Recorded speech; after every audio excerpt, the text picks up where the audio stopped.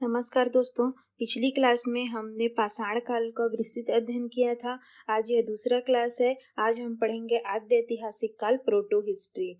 इसके अंतर्गत सिंधु घाटी की सभ्यता का अध्ययन किया जाता है। पहले यह देखते हैं कि सिंधु घाटी की सभ्यता या इंडस वैली सिविलाइजेशन कहते किसे हैं। सभ्यता वह होती है दोस्तों जो मानव समाज में बोले जाने वाली परस्पर भाषा, वेशभूषा, रहन सहन, खान पान, जीवन शैली जो होती है उसे हम सभ्यता कहते हैं। जैसे आपने सुना होगा, पश्चिमी देशों की खान पान, रहन सहन को पश्चिमी सभ्यता कहा जाता है और हमारे भारतीय संस्कृति को भारतीय सभ्यता कहा जाता है। इसमें रहने वाले मानव को सिविलाइज्ड पर्सन या सभ्य मानव कहते हैं। उसी प्रकार से यह सभ्यता उस समय के काल की सभ्यता का अध्ययन है। सिंधु घाटी इसलिए कहा गया क्योंकि उत्खनन से जितने भी स्थल खोजे गए दोस्तों, वो या तो सिंधु नदी के तट पर पाए गए या तो सिंधु नदी की सहायक नदियों के आसपास के क्षेत्रों में पाए गए, जिसके कारण से इसे सिंधु घाटी की सभ्यता कहा गया। चार्ल्स मेसन ने 1826 में सर्वप्रथम सिंधु सभ्यता के बारे में बताया था। इसका सर्वप्रथम प्रमाण हमें चार्ल्स मेसन की ही बुक से हमको प्राप्त होता है। आगे चल करके 1826 में कराची से लाहौर के मध्य रेलवे के निर्माण के दौरान हड़प्पा से हमको कुछ अवशेष प्राप्त हुए थे, जिसका भारतीय पुरातत्वविद कनिंघम ने सर्वेक्षण किया था, किंतु उस समय इसके महत्व को समझा नहीं जा सका था। जॉन मार्शल आगे जाकर के 1902 में जब लॉर्ड कर्जन वायसराय थे तो इन्होंने अनेक आयोगों और विभाग की स्थापना की थी। इस कारण से आप जानते भी होंगे कि इनके काल को आयोगों का काल कहा जाता है। इसने पुरातत्व विभाग की स्थापना की थी और इसके अध्यक्ष जॉन मार्शल को बनाया था। तब 1921 में आगे जाकर के जॉन मार्शल के दिशा निर्देश में ही दयाराम साहनी ने हड़प्पा की खोज की थी और अखिलदास बनर्जी ने 1922 में मोहनजोदड़ो की खोज की थी। सर्वप्रथम हड़प्पा की खोज होने के कारण ही इसे हड़प्पा सभ्यता भी कहा जाता है। अब जब उत्खनन से अनेक स्थल हमको प्राप्त हो रहे थे तो इसके समय का निर्धारण करना भी आवश्यक था। आपको पता है दोस्तों, रेडियो कार्बन पद्धति होती है या इसे C14 मेथड भी कहते हैं। इसके द्वारा किसी भी जीवाश्म वस्तु की आयु ज्ञात की जाती है। उस समय जो उत्खनन से हमको साक्ष्य प्राप्त हो रहे थे उसमें कुछ जीव जंतुओं के अवशेष, हड्डी वगैरह भी प्राप्त हो रहे थे, जिससे इस समय के रहने वाले लोगों का समय का निर्धारण किया गया, जो कि 2500 ईसा पूर्व से लेकर के 1750 ईसा पूर्व के मध्य इनका समय का निर्धारण किया गया। मतलब कि 0 शताब्दी से लेकर के यह बिफोर क्राइस्ट बोल सकते हैं, 2500 वर्ष पुरानी यह सभ्यता पाई गई। इसका विस्तार, आकार, क्षेत्रफल यह सब हम नक्शे के माध्यम से समझते हैं। किसी भी मैप को पढ़ने के लिए उसकी दिशा का जानना आवश्यक होता है, तो हम पहले इसकी दिशा बता देते हैं। किसी भी नक्शे में हमेशा ऊपर की ओर उत्तर दिशा होती है और नीचे की ओर दक्षिण दिशा होता है। हमेशा अपनी दाईं ओर पूर्व दिशा होती है और बाईं ओर पश्चिम दिशा होती है। इस प्रकार से हमें जो सर्वाधिक उत्तर की दिशा में जो स्थल हमें प्राप्त हुआ वह जम्मू कश्मीर का मांडा स्थल है, जो कि चिनाब नदी के किनारे पाया गया। सर्वाधिक दक्षिण दिशा में पाया गया स्थल दैमाबाद है, जो कि महाराष्ट्र में नर्मदा नदी के तट पर स्थित था। आलमगीरपुर जो है यूपी में हिंडन नदी के किनारे पाया गया और सर्वाधिक पश्चिमी स्थल सुतका गेंडोर बलूचिस्तान दास्क नदी के किनारे पाया गया। इस प्रकार सर्वाधिक उत्तर स्थल मांडा, दक्षिणी स्थल दैमाबाद, पूर्वी स्थल आलमगीरपुर और पश्चिमी स्थल सुतका गेंडोर प्राप्त हुआ। यह जो विस्तृत क्षेत्र था लगभग 13 लाख किलोमीटर स्क्वायर क्षेत्र में विस्तृत था और इसकी जो आकृति थी वो त्रिभुजाकार आकृति में पाई गई। जैसे कि आप देख सकते हैं कि जो पूर्वी स्थल है वो अधिक पूर्वी में ना होकर के मांडा और दैमाबाद के लगभग मध्य में पाए जाने के कारण इसे त्रिभुजाकार आकृति माना गया। हम एक एक करके important exam point of view से स्थल को देखते हैं। वैसे तो कुल लगभग 350 स्थल हमको उत्खनन से प्राप्त हुए थे, लेकिन हम कुछ ही स्थल जो एग्जाम में ज़्यादा पूछे जाते हैं उसी का अध्ययन करेंगे। सबसे पहले देखते हैं हड़प्पा जो है, आप देख सकते हैं यहाँ से सिंधु नदी भारत से पाकिस्तान की ओर बह रही है, जिसकी सहायक नदी रावी नदी है। तो रावी नदी के तट पर हड़प्पा पाकिस्तान के पंजाब प्रांत के क्षेत्र में पाया गया और आगे जाकर के सिंधु नदी कराची से होते हुए अरब सागर में गिरती है। इसी पास में सिंध प्रांत में ही पाकिस्तान में मोहनजोदड़ो और चंदहुदड़ो पाया गया। सबसे पश्चिमी स्थल जो हमने देखा था सुतका गेंडोर, यह भी पाकिस्तान के बलूचिस्तान में स्थित है। पाकिस्तान में हम लोगों ने 4 महत्वपूर्ण स्थल देखा, एक हड़प्पा, मोहनजोदड़ो, चंदहुदड़ो और सुतका-गिंडोर। मोहनजोदड़ो को उस समय की राजधानी मानी जाती है और हड़प्पा भी उस समय के बड़े नगरों में आता है, इसलिए कुछ विद्वानों ने इस विस्तृत साम्राज्य की मोहनजोदड़ो और हड़प्पा दोनों को जुड़वा राजधानी कहा था। भारत में जितने भी स्थल खोजे गए उसमें सर्वाधिक स्थल गुजरात में पाए गए। इसमें से कुछ महत्वपूर्ण स्थल लोथल, सुरकोटड़ा और धौलावीरा और रंगपुर है। लोथल जो है वो भोगवा नदी के किनारे अहमदाबाद जिले के अंतर्गत आता है। हमने देखा था कि दैमाबाद जो है वो सबसे दक्षिणतम स्थल है, नर्मदा नदी के किनारे महाराष्ट्र में स्थित है। गुजरात के ऊपर राजस्थान से हमको कालीबंगा को पढ़ना है और हरियाणा से बनावली व राखीगढ़ी 2 महत्वपूर्ण स्थल है। पंजाब में भारत के पंजाब क्षेत्र से रोपड़ स्थल प्राप्त हुआ है जो कि सतलज नदी के किनारे है। उत्तरी स्थल जैसे कि आप देख सकते हैं, सबसे उत्तरी स्थल मांडा और सबसे दक्षिणी स्थल दैमाबाद, सबसे पश्चिमी स्थल जो है वो सुतका-गिंडोर है और यहाँ पे सबसे जो पूर्वी स्थल है उत्तर प्रदेश में आलमगीरपुर है, जो कि दिल्ली से लगा हुआ ही जस्ट यूपी के पास के क्षेत्र में प्राप्त हुआ है। यह जो है हिंडन नदी के किनारे प्राप्त हुआ है। मांडा जो है वो चिनाब नदी के किनारे है, सुतका-गिंडोर दास्क नदी के किनारे और दैमाबाद नर्मदा नदी के किनारे। अब हम एक एक करके स्थल से जो प्राप्त साक्ष्य प्राप्त हुए हैं उसको देखते हैं। सबसे पहले हम देखते हैं हड़प्पा। हड़प्पा की खोज दयाराम साहनी ने की थी 1921 में।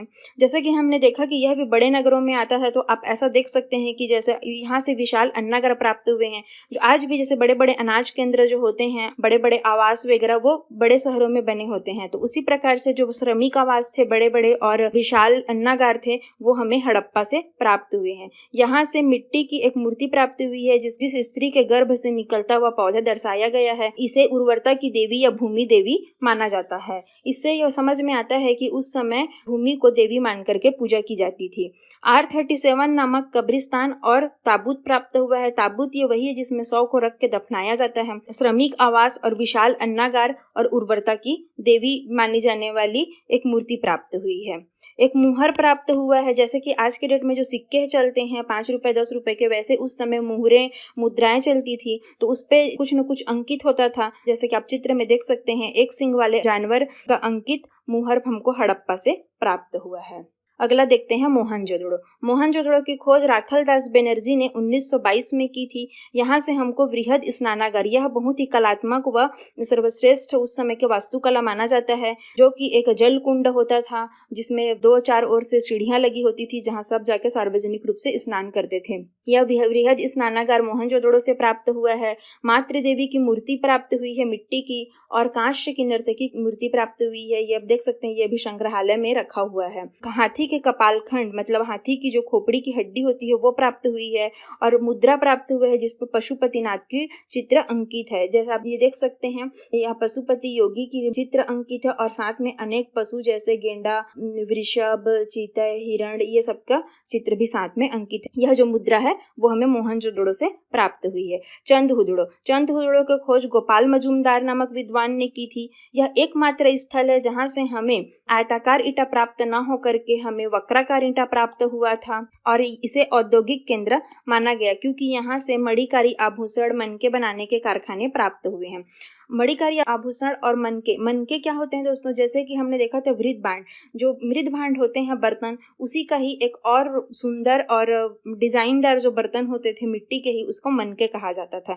यहाँ से हमको प्रसाधन सामग्री भी प्राप्त हुई है, तैयार व्यार होने का सामान जैसे कंघी, लिपस्टिक वगैरह।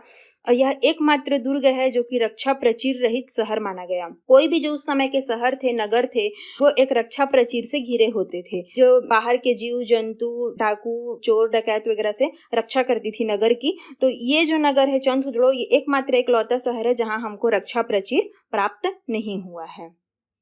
अगला है धौलावीरा। धौलावीरा की खोज जेपी जोशी ने की थी। इनका पूरा नाम जगपति जोशी है।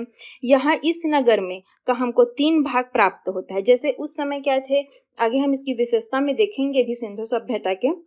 यहाँ पे मैं थोड़ा बताती हूँ ब्रीफ में। जैसे उस समय के जो भी नगर थे, जितने भी नगर पाए गए थे, सभी नगर एक तो बाहर से रक्षा प्राचीर से घिरे हुए होते थे और नगर के दो भाग होते थे। पहला भाग को दुर्ग कहा जाता था और दूसरा भाग जो होता था वो जो होता था वो निचला भाग कहलाता था। जो दुर्ग होता था इसमें बड़े बड़े किले, भवन और इमारतें बनी होती थी, जिसमें कि शासक वर्ग, अमीर वर्ग निवास करते थे। और जो दूसरा वर्ग होता था इसमें सामान्य वर्ग, शिल्पकार, व्यापारी, बढ़ाई, मजदूर, जो उस समय के जो सामान्य निवासी होते थे, किसान वर्ग, वो इसमें निवास करते थे। इस प्रकार से दो प्रकार की मतलब भाग में बटा होता था जो नगर था। लेकिन धौलावीरा एकमात्र अपवाद स्वरूप एक ऐसा नगर है जो कि 3 भागों में बटा हुआ है। एक है मध्यम और दूसरा है निचला भाग। एक दुर्ग भाग है और एक मध्यम भाग और एक निचला भाग, 3 भागों में बटा हुआ है। यह सबसे दूसरा वृहद स्थल है क्षेत्रफल के आधार पर। पहला वृहद स्थल हम आगे देखेंगे, दूसरे नंबर पे है यह सबसे क्षेत्रफल के आधार पर वृहद स्थल पर। यहाँ पे जल संरक्षण की सर्वोत्तम तकनीक प्राप्त हुई है। शैलकृत जलकुंड मिला हुआ है। शैलकृत मतलब पत्थरों से जो बना हुआ कुआं होता है, जलकुंड होता है, इस प्रकार से हमें प्राप्त हुई है, जो कि वर्षा के जल वगैरह को एकत्रित करके यहाँ पे रखा जाता था। इस प्रकार से सर्वोत्तम हमें जल संरक्षण की तकनीक हमको यहाँ से मिलती है। तो हमें धौलावीरा से क्या क्या प्राप्त होता है? जो अपवाद स्वरूप यहाँ का जो नगर था वो 3 भागों में बटा हुआ था, दुर्ग, मध्यम और निचला भाग। यह क्षेत्रफल के आधार पे दूसरा वृहद स्थल था और यहाँ पे जल संरक्षण की सर्वोत्तम तकनीक देखी गई है। अगला देखते हैं रोपड़। यह रोपड़ जो है भारत के पंजाब क्षेत्र से मिला है। यह सतलज नदी के किनारे है। यज्ञदत्त शर्मा ने इसकी खोज की है। यहाँ पे हम लोगों को कुत्ते व मालिक जो था वो उसके अपने कुत्ते के साथ उसको दफनाने के साक्ष्य प्राप्त हुए हैं। अगला देखते हैं कालीबंगा। कालीबंगा का अर्थ होता है काले रंग की चूड़ी। यह राजस्थान से हमको मिला है। इसकी जो खोज का श्रेय 3 विद्वानों को जाता है, अमलानंदन घोष, बी पाल और बी थापर। दोस्तों आप इसको रिवाइज करेंगे 1 से 2 बार तो आपको फिर धीरे धीरे करके ये सब याद हो जाएगा। यहाँ से हमको जूते हुए खेत, अलंकृत फर्श, कच्ची ईंटें और अग्नि वेदिकाएं हमको प्राप्त होती है। आप इसको समझने के लिए कल्पना स्वरूप ऐसा समझ सकते हैं कि कालीबंगा से हमको जितनी भी चीजें प्राप्त हुई है लगभग वो जमीन से रिलेटेड है। जैसे जूते हुए खेत जमीन में ही है, अलंकृत फर्श ये भी जमीन से रिलेटेड है, कच्ची ईंटें, आप ऐसे कल्पना कर सकते हैं कि कच्ची ईंटें मतलब मिट्टी की ईंटें हैं जो पकी हुई नहीं है, मतलब वो जमीन से ही रिलेटेड है। और अग्नि वेदिकाएं, हवन कुंड जो कि जमीन में बनी हुई होती है। तो इस प्रकार से आप इसको याद रखने के लिए ऐसा समझ सकते हैं। अगला देखते हैं बनावली। बनावली जो है यह हरियाणा से प्राप्त हुआ है हमको। इसकी खोज R.S. विष्ट ने की थी। इसको रविंद्र सिंह विष्ट भी कहते हैं इनको। यहाँ पे जल निकासी प्रणाली का अभाव मिलता है, मतलब जल जो निकासी की व्यवस्था थी उसकी कुछ खास यहाँ पे व्यवस्था नहीं मिली है। यहाँ पे मिट्टी का बना हुआ हल मिला है खिलौना स्वरूप, जिसे टेराकोटा कहते हैं। उस समय जितने भी खिलौने मिट्टी के पाए गए थे उसे हम टेराकोटा कहते हैं। अगला देखते हैं लोथल। लोथल की खोज S.R. राव ने की थी। यह भोगवा नदी के तट पर प्राप्त हुआ है। 1955 में इसे खोजा गया है।